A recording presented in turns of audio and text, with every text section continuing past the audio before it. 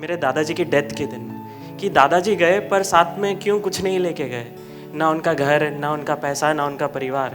तो समझ नहीं आया फिर हम ये सब क्यों कर रहे हैं, क्यों भाग रहे हैं पैसा कमाने के लिए, क्यों भाग रहे हैं फर्स्ट आने के लिए। आप यकीन नहीं करेंगे, मैं जिस इंसान से पहली बार मिला, जिसके एक वो 7 साल की बच्ची थी श्रेया, जन्म से दोनों हाथ नहीं थे। पता नहीं क्यों उस दिन लगा कि नॉर्मली हम किसी को भी जब देखते हैं बिना हाथ या पैर के, हम बस ये कह के निकल जाते हैं कि काश मैं कुछ कर पाता। उस दिन मन में वो काश नहीं आया कि मुझे कुछ करना है। तो एक कंपनी के पास गया, उनको बोला कि मुझे 7 साल की एक बच्ची है जिसके लिए 2 हाथ चाहिए। उन्होंने मेरे को 24 लाख रुपए मांगे। अगले कुछ दिनों में मैं फिर से डायरेक्टर के पास गया और उनको कहा कि मैं हैंड डिज़ाइन कर लिया। उन्होंने मेरे को प्राइस पूछी, तो उन्होंने मेरे को कहा था $100, मैंने उनको दिया $75।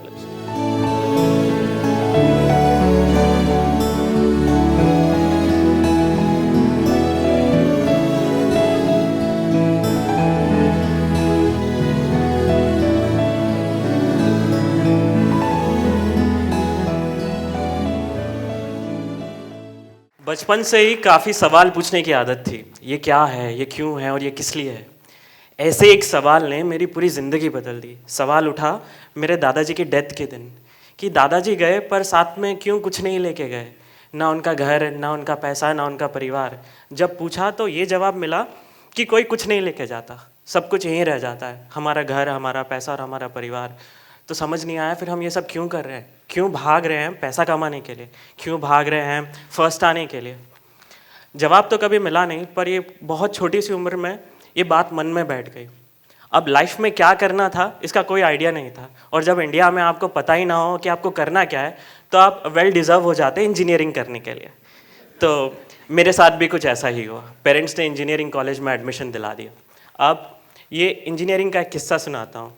सेकेंड ईयर में एक बार मैं प्रोजेक्ट एग्जीबिशन में गया और अपने सीनियर्स से पूछा, आपने ये प्रोजेक्ट कैसे बनाया। उन्होंने कहा पता नहीं मतलब हम लोग खरीद के लाए और आप भी यही करोगे आपके फाइनल ईयर में, जिसके लिए मैं कभी रेडी नहीं था। तो सेकेंड ईयर में एक लैब खोली, क्रियोसिटी लैब। क्वेश्चंस पूछने की ज़्यादा आदत थी तो उसका नाम भी क्रियोसिटी लैब रखा। तो इस लैब में हम हमारे जूनियर्स को और हमारे सीनियर्स को ये सिखाते थे कि प्रोजेक्ट कैसे बनाते थे। पर धीरे धीरे ये इंजीनियरिंग की दुनिया मेरे एक्सपेक्टेशन से काफ़ी उल्टी होने लगी थी। पहले लगता था कि इंजीनियरिंग में आविष्कार होता होगा, पर ना वहाँ आविष्कार था, ना आविष्कार की बातें थी। बात थी तो 40 नंबर कैसे लाएं, एग्ज़ाम कैसे पास करें और जॉब कैसे मिलेगी, बस। पता नहीं क्यों ऐसा लगा कि शायद इससे मुझे फ्रस्ट्रेशन होने लगी और सोचा कि शायद अब मैं कॉलेज को कंटिन्यू नहीं कर पाऊंगा और मुझे छोड़ देना चाहिए। अब छोड़ने के बाद क्या करूँगा। तो उस लैब में कंटिन्यू किया जहाँ पे मैं प्रोजेक्ट्स बनाना सिखाता था। कुछ टाइम सब कुछ अच्छा चला, पर धीरे धीरे अंदर से वो सेटिस्फैक्शन नहीं आने लगा। वो आवाज़ नहीं सुनना ही दे रही थी कि यही काम है जिसके लिए तुम पैदा हुए हो। फिर से वो छोड़ दिया।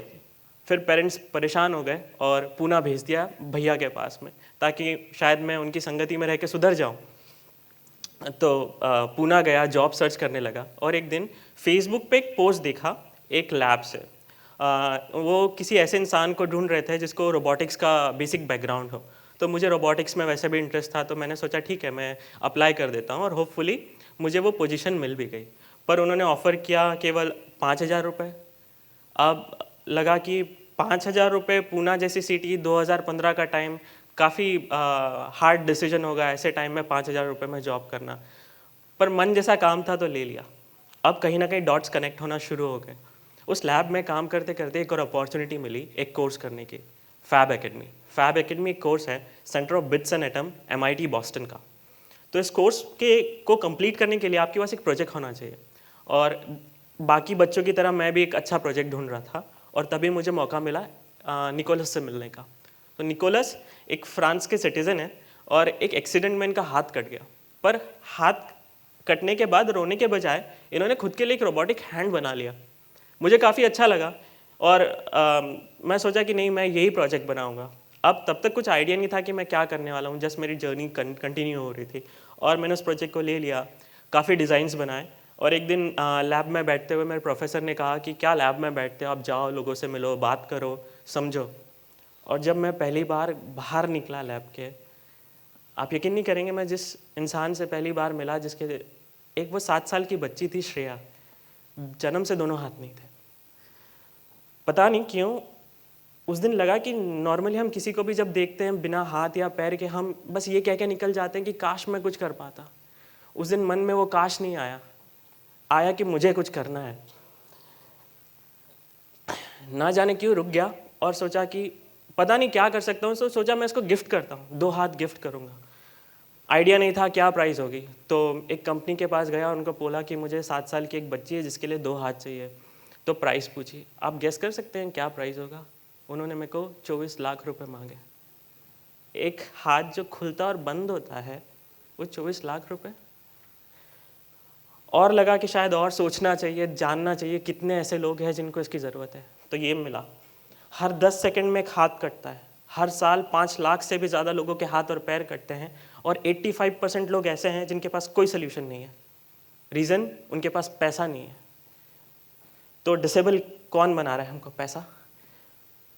अब अंदर से एक आवाज़ आई, ये तुझे जवाब देगा, कहीं ना कहीं तू क्या ढूंढ रहा है।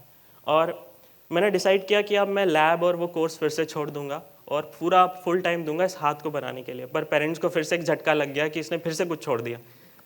तो इस बार पेरेंट्स बोले कि नहीं, तुमको एक कोर्स के लिए हम इनरोल करा रहे हैं कि आपको सीडैक एक कोर्स है, डिप्लोमा एडवांस कंप्यूटिंग में, उसको आपको जाके ज्वाइन करना है।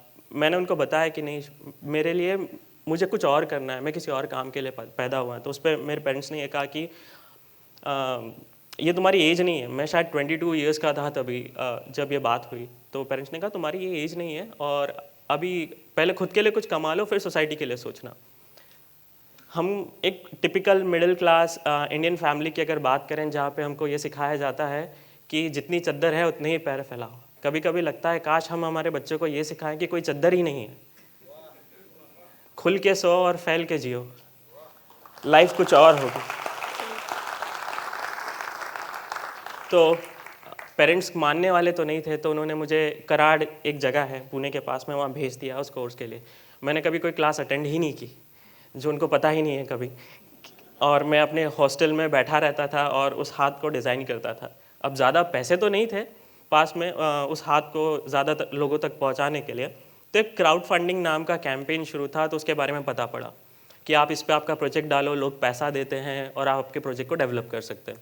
तो मैंने भी डाल दिया। पैसे तो मिले नहीं, पर जयपुर के एक NGO ने उस प्रोजेक्ट को देख लिया और मुझे कॉल आया कि आप क्या जयपुर आके हमको बता सकते हैं आपने क्या बनाया।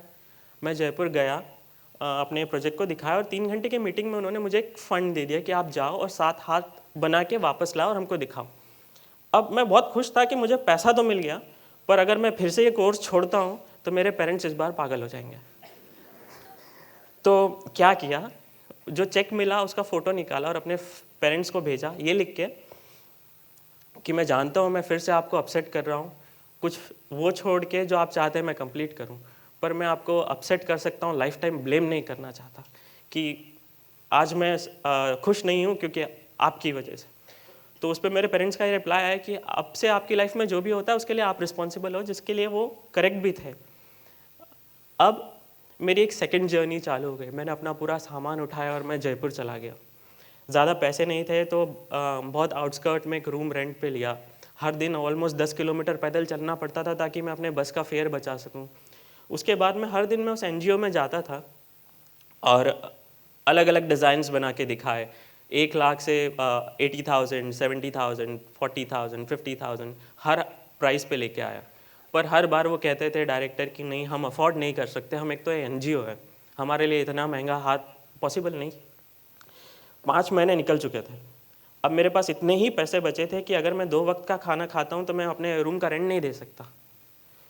तो अब डिसीजन लेना था, या तो मैं खुद को ये बोलूँ कि मैं फ़ेल हो गया, या तो फिर मैं कुछ और करूँ। तो डिसाइड किया कि मैं डायरेक्टर से जाके पूछता हूँ कि आप कितना अफोर्ड कर सकते हैं। तो उन्होंने कहा $100, जो कि पॉसिबल ही नहीं था। पर मेरे पास कोई और ऑप्शन भी नहीं था कि मैं पीछे जाकर अपने फादर को जाके ये कहूँ कि मैं फ़ेल हो गया। तो डिसाइड किया ठीक है, मैं वो चैलेंज लेता हूँ। अब मैंने अपने अंदर के उस इंजीनियर को बाहर रख दिया और एक बच्चे की तरह सोचा जिसको ये काम दिया हो तो वो कैसे करता है। और मैं पूरा डिफरेंट अप्रोच से गया। एक मिडिल क्लास फैमिली के बच्चे को अगर ये काम दिया जाए, और तो हमको आदत है how to do more when you have less. हमारे पास कम होने के टाइम हम ज़्यादा कैसे कर सके, हमको इंडियंस को बहुत अच्छी आदत है। तो मैंने भी वही अप्रोच अपनाई और अपने आसपास चीज़ें ढूंढी कि क्या क्या है मेरे पास में। तो मुझे कुछ चीज़ें ये मिली, एक हॉट वाटर बैग मिला, उसके बाद में एक बैडमिंटन के कुछ रैकेट्स मिले और एक छोटा खिलौना था जेसीबी जिसमें लीवर आता है। अब मैंने इन सारी चीज़ों को हाई एंड प्रोस्थेटिक हैंड जो आते हैं उनके साथ कंपेयर करने लगा। अब जब भी हम जेसीबी में देखते हैं उसमें एक लीवर होता है जो भी पुल पुश करता है, तो मुझे लगा क्यों ना इसका उंगली, ये मेरे को फिंगर्स की तरह दिख रहा था, मैं उसको ऐसे विजुअलाइज कर रहा था कि ये हाथ, ये वो लीवर नहीं है, ये उंगली एक इंसान की, और अगर मैं उस टॉय के सेम मैकेनिज्म को हाथ में डाल सकूं तो मैं उसको काफ़ी अफोर्डेबल रेट में बना सकता हूँ। तो मैंने उस चीज़ को फिंगर्स में कनेक्ट कर दिया, तो वो हाथ की फिंगर्स बन गई। और फिर उसके बाद में हमारे हाथ में भगवान ने कुछ थ्रेड्स जैसे टेंडेंस दिए हैं। जब भी हम मसल्स को एक्सटेंशन और या फ्लेक्शन करते हैं तो वो नीचे आते हैं, जिसकी वजह से हमारा हाथ ऊपर नीचे होता है। मेरे पास हाई एक्सपेंसिव मोटर्स तो थी नहीं, मेरे पास थे कुछ बैडमिंटन के थ्रेड्स, तो मैंने उन थ्रेड्स को फिंगर्स में कनेक्ट कर दिया और एक मोटर से कनेक्ट कर दिया, तो वो जब भी घूमते थे वो हाथ ऊपर नीचे खुलना शुरू और बंद होना लगा। अब तीसरी चीज़ जो सबसे इम्पॉर्टेंट थी कि इन हाथ में एक आपको फिंगर टिप चाहिए, तभी वो किसी चीज़ को उठा पाएगा, और वो फिंगर टिप तो बड़ी महंगी आती है। अब क्या करूँगा, पर मेरे पास तो हॉट वाटर बैग बचा था, तो मैंने उसको काट दिया और उसकी फिंगर टिप बना दी। अब जितनी एक्सपेंसिव फिंगर टिप्स काम करती हैं उससे 10 गुना ज़्यादा ये काम करने लगा और काफ़ी अफोर्डेबल रेट में। तो हाथ, अगले कुछ दिनों में मैं फिर से डायरेक्टर के पास गया और उनको कहा कि मैं हैंड डिज़ाइन कर लिया। उन्होंने मेरे को प्राइस पूछी, तो उन्होंने मेरे को कहा था $100, मैंने उनको दिया $75। अब वो आए, अब लाइफ में सब कुछ इतना इजी हो जाए तो कितना अच्छा है। उन्होंने कहा कि हम तुमको पेशेंट तो दे देंगे, पर बनाओगे कैसे, तुम्हारे पास कोई मशीन तो नहीं है। काफ़ी अपसेट हो गया उस दिन, शायद मैं होप छोड़ दिया था और उस एनजीओ में बैठा हुआ था और देखा पीछे से कुछ आवाज़ आ रही थी, कुछ लोगों के हंसने की। तो अचानक से उस सामने देखा वो 2 लोग बैठे हुए थे और फिर उसमें से किसी एक को किसी ने आवाज़ दी, तो वो आदमी एक्चुअली चल के नहीं गया, वो रगड़ते हुए गया ज़मीन पे। मुझे लगा कि मैं कितना बड़ा बेवकूफ़ हूँ, मेरे पास दोनों हाथ और पैर हैं, फिर भी मैं रो रहा हूँ कि मैं कुछ नहीं कर सकता। वो दिन है और आज का दिन है, कभी हार नहीं मानी, वो मोटिवेशन आज भी है। अब जब आप हार नहीं मानते तब कुछ ना कुछ तो अच्छा हो जाता है, और ऐसा एक चमत्कार हो गया। मैंने जो फंड से हाथ बनाए थे उनका एक वीडियो बना के यूट्यूब पर डाला था और किसी प्रोफेसर ने उसको यूएस में देख लिया और उन्होंने कहा कि हम लोग एक कॉन्फ्रेंस कर रहे हैं बायोमेडिकल डिवाइसेस पे, क्या आप आना पसंद करेंगे? तो मेरा ऐसा था कि कौन मना कर रहा है और मैं यूएस गया, एक टॉक दिया, अपना हाथ दिखाया, उनको हाथ बड़ा अच्छा लगा। उन्होंने आके मुझसे पूछा कि हम आपकी मदद कैसे कर सकते हैं। मैंने पैसे तो नहीं मांगे, पर मैंने उनको अपनी एक्चुअल सिचुएशन कह दी कि लोग हैं, ज़रूरत है, पर मेरे पास में मशीन्स नहीं हैं कि मैं हाथ बना सकूँ। तो उन्होंने कहा ठीक है, हम अगले दिन आते हैं और बात करते हैं। अगले दिन वो मेरे पास में आया और कहा कि आपके साथ कुछ आ रहा है। मुझे सुनाई दिया आपके साथ कोई आ रहा है, तो मैं इधर उधर देखने लगा। उतने में उन्होंने कहा नहीं नहीं, कोई आ नहीं रहा है, कुछ आ रहा है, हम आपको 10 मशीन गिफ्ट कर रहे हैं, वो भी फ्री में। सो भगवान ने पैसा तो नहीं दिया, लोग दे दिए। अब मैं इंडिया आया, एक कंपनी स्टार्ट की, नाली फाउंडेशन, और इन पिछले 3 से 4 साल में 1500 से ज़्यादा हाथ हमने फ्री में लगाए हैं अक्रॉस इंडिया। पर आइडिया सिर्फ ये नहीं था कि एक हाथ बनाना। इन सारी टाइम में क्या मुझे वो सवाल का जवाब मिला कि मैं क्या क्या हूँ और मैं क्यों कर रहा हूँ ये सब। तो मुझे कुछ ऐसा क्रिएट करना था, एक ऐसा सोल्यूशन बनाना था जो इंसान की प्रॉब्लम सॉल्व कर सके। हम शायद हमारे हाथ की कीमत नहीं समझते, वो प्रॉब्लम कितनी भी छोटी से छोटी क्यों ना हो, जैसे हमारी पीठ ही खुजाना हो या हमारे शूज़ की लेस बांधना हो। तो एक ऐसा ही किस्सा याद आता है कि हम लोग हाथ लगाए एक लेडी को और उसके बाद वो रोने लगी। उसके बाद वो रोके बैठी हुई थी वहाँ पे, तो पता नहीं सबको अजीब लगने लगा कि शायद उनको हाथ पसंद नहीं आया। तो मैंने जाके पूछा क्या हुआ, आपको हाथ अच्छा नहीं लगा या क्या प्रॉब्लम है? उन्होंने जस्ट 2 सेकंड अपने हाथ की तरफ देखा और कहा रोते हुए, अब मैं मेरी बेटी के बाल बना सकती हूँ। शायद मुझे मेरा आंसर मिल गया। Life is all about giving back to the society, it's not taking. हम कुछ ले नहीं जा सकते, पर हम कुछ दे के जा सकते हैं। अब काफ़ी चिढ़ थी पहले से ही कि कभी कोई किसी को डिफरेंटली एबल्ड बोलता है तो ऐसा लगता था क्यों हम इनको सेपरेट करते हैं, क्यों ये नाम देते हैं, क्यों ये टर्म देते हैं, बहुत गुस्सा आता था। तो मेरे मेंटोर जो हैं उन्होंने मुझे ये कहा कि इस गुस्से को अपनी ताकत बना और उनको कुछ अलग बनाओ। तो अब हम सोचे कि इस डिफरेंटली एबल्ड टर्म को हम कैसे प्रूफ करें। क्या आपका हाथ 360 डिग्री में घुमा सकते हैं? नहीं, वो लोग घुमा सकते हैं। हमारा हाथ 360 एंगल में घूम सकता है। उनके हाथ में अगर आपको ड्रिल करना है तो आपको एक ड्रिल मशीन चाहिए, हमने उनके फिंगर्स में लगा दी, वो ड्रिल कर सकते हैं। हम सोचते हैं कि कैसे इस चीज़ को और इफ़ेक्टिव बना सके, जैसे कि बहुत सारे पेशेंट्स हमारे पास में आते थे जिनके पास में चार्जिंग के लिए कुछ नहीं रहता था, तो वो कहते थे कि हमको आप कुछ दे सकते हैं चार्जिंग के लिए। तो हमने सोचा जब आप ट्रैवल कर रहे हैं और आपका हाथ यूज़ नहीं कर रहे हैं तो आप जैसे आपके फ़ोन को आपके हाथ में लगा लो, आपका फ़ोन चार्ज हो जाएगा। पर फिर भी एक चीज़ बची थी, वो ये कि मुझे आज भी उस 12 लाख के हाथ में इंटरेस्ट था कि उसमें ऐसा क्या है और उसको मैं और कैसे अच्छे एडवांस टेक्नोलॉजी में डेवलप कर सकता हूँ। तो जो हाथ 12 लाख में मिलता था, आज उसी को हमने 50,000 में बनाया।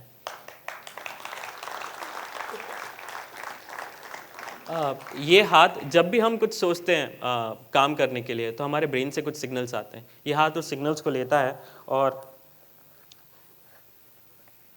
इस तरह काम करता है। ये ब्रेन सिग्नल से ऑपरेट होता है। तो आज जहाँ वो हाथ 12 लाख का है, ये हाथ 50,000 का है। बात यहीं नहीं रुकी थी। अब एक चीज़ बहुत बड़ी थी कि सबने पूछा कि तुम बात करते हो कि इतने सारे लोग हैं इस दुनिया में जिनको इस हाथ की ज़रूरत है और तुम अकेले हो, तुम क्या डिफरेंस क्रिएट करोगे? और मेरा आंसर ये है, जीतू।